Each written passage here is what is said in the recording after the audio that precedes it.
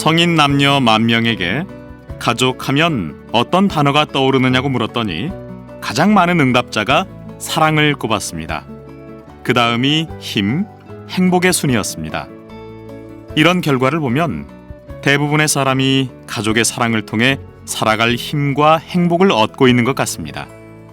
하지만 응답자의 5%는 상처, 오해, 짜증 등의 부정적인 말을 떠올렸습니다. 가족에 대해 아픈 기억을 갖고 있는 사람 또한 적지 않은 셈이지요. 그래도 누구에게나 가족은 소중한 존재일 겁니다. 무엇보다 소중한 가족에게 오늘 사랑의 말 한마디씩 해보시는 것은 어떨까요?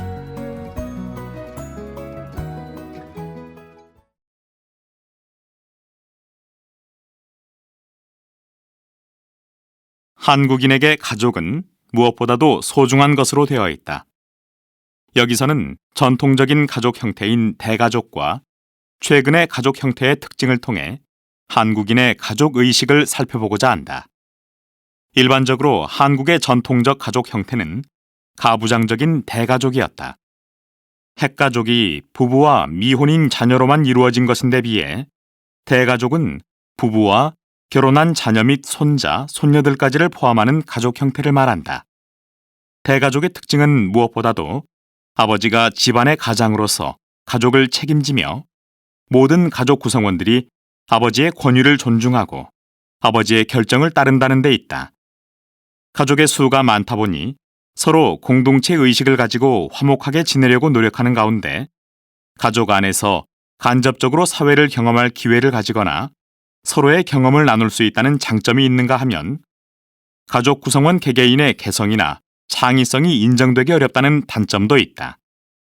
대가족 안에서 부모를 모시는 것은 장남 부부였고 다른 아들은 결혼 후 분가하는 것이 보편적이었다.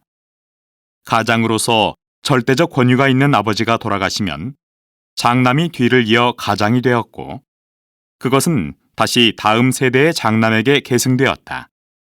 이러한 가족 안에서 형성된 한국인의 가족 의식은 아들을 통해 집안의 대를 잇는다는 의식과 서로 피를 나누었다는 혈연 의식, 그리고 자식이 부모에게 하는 효도 등으로 대표될 수 있다. 이에 반해 현대사회의 대표적인 가족 형태는 핵가족으로서 가족 내에서 부부는 동등하며 가족 문제에 대해서도 두 사람이 권리와 의무를 나눠 갖는다는 특징이 있다. 특히 가정 경제나 자녀 교육에서 여성이 남성보다 더 큰 역할을 하는 경우도 종종 있다. 이런 현상은 여성의 사회 활동이 증가하면서 여성도 경제력을 가지게 되었고 자녀 교육에서 어머니의 비중이 커진 것이 주 요인이라고 할 수 있다.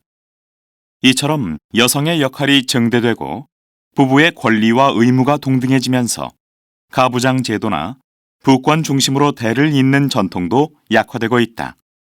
최근에는 더욱 다양한 형태의 가족이 등장하고 있다. 주말 가족, 기러기 가족, 한부모 가족, 재혼 가족, 입양 가족, 다문화 가정 등 가족의 형태가 다양해졌고 결혼을 하지 않거나 혼인신고를 하지 않는 동거 가구, 혼자 사는 1인 가구, 자녀의 부양을 받지 못하는 노인 단독 가구 등 가족의 구성도 바뀌고 있다.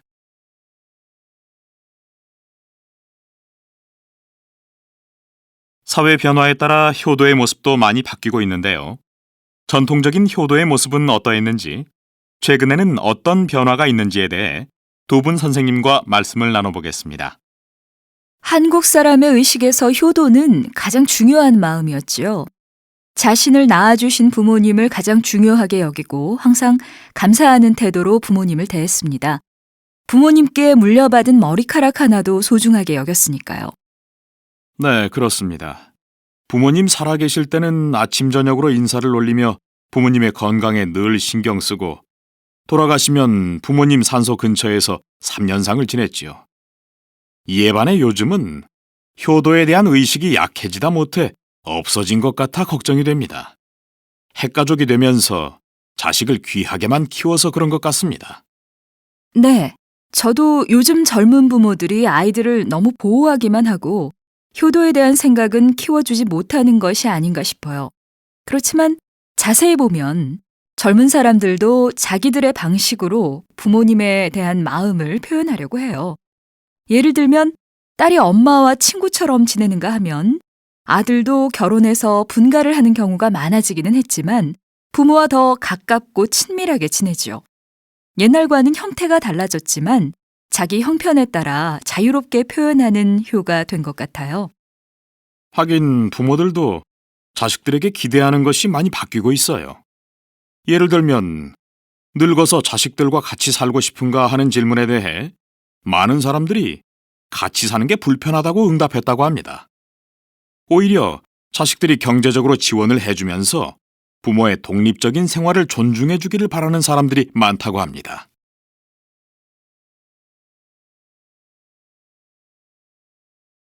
사회 변화에 따라 정부의 가족 정책도 변화가 많았지요. 네, 크게 두 가지가 있는데요. 하나는 출산율과 관련된 것입니다. 6, 70년대만 해도 출산율을 낮추기 위해 여러 가지 캠페인을 했었지요.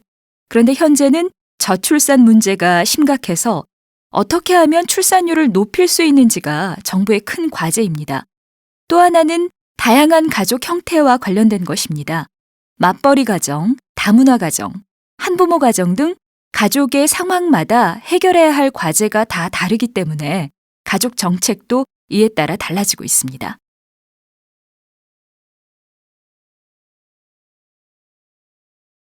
지금부터 회의를 시작하겠습니다. 오늘 회의의 안건은 우리 동네에 어려운 가정을 지원하기 위한 아이디어를 모으는 것입니다. 많은 의견 부탁드립니다. 네, 제 생각에는 무엇보다 우리 동네 맞벌이 가정의 아이들을 위해 공부방을 좀 마련해 줬으면 좋겠습니다.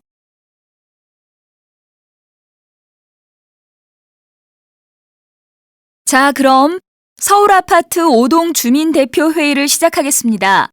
오늘 회의의 안건은 어려운 문제가 있는 가정을 지원하기 위한 아이디어를 모으는 것입니다. 구청에서 공고가 났는데 가정 지원 정책에 대한 제안을 주민들에게 받은 다음에 심사를 해서 좋은 제안은 상도 주고 실제 정책으로도 만든다고 합니다. 많은 의견 부탁드립니다. 제 생각에는 무엇보다 우리 동네 맞벌이 가정의 아이들을 위해 공부방을 좀 마련해 줬으면 좋겠어요. 학교 끝나고 집에 오면 애들끼리만 집에 있어야 하는데 위험하기도 하고 숙제 같은 거 도와줄 사람도 필요하고요. 네, 저도 전부터 그런 생각을 했는데요. 마침 우리 동 주민센터 2층에 빈 방이 하나 있으니까 거기를 아이들의 공부방으로 하면 어떨까요? 컴퓨터나 책상은 구청에서 제공을 받는 걸로 하고요.